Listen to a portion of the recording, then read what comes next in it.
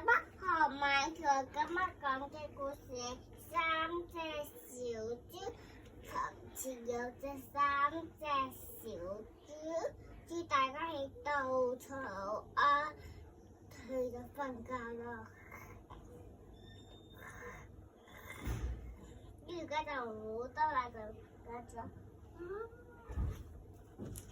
倒咗起嚟啦，跟住揀咗木頭嚟起，翻咗起去咗玩啦，都食嘢咯。豬小弟就揀咗磚頭屋嚟起，呢個好啦，都終於起啦。呢個大飛輪嚟啦，哇！見到豬大哥嘅到咗，難到我嘅一齊冧咗咯！豬大哥救命啊！救命啊！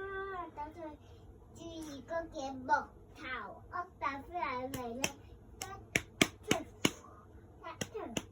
嘣！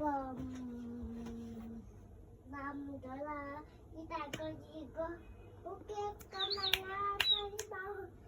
豬小弟嘅磚頭屋大飛輪嚟啦，一齊嘣都唔冧啊！等我諗下先。啊，排煙筒嘅落入去咪得啦，然後就大飛輪，就大飛輪喺邊㗎？塞住咗，就大飛輪落到去，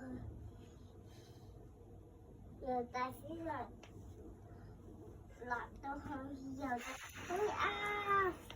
就走咗啦，大飛輪。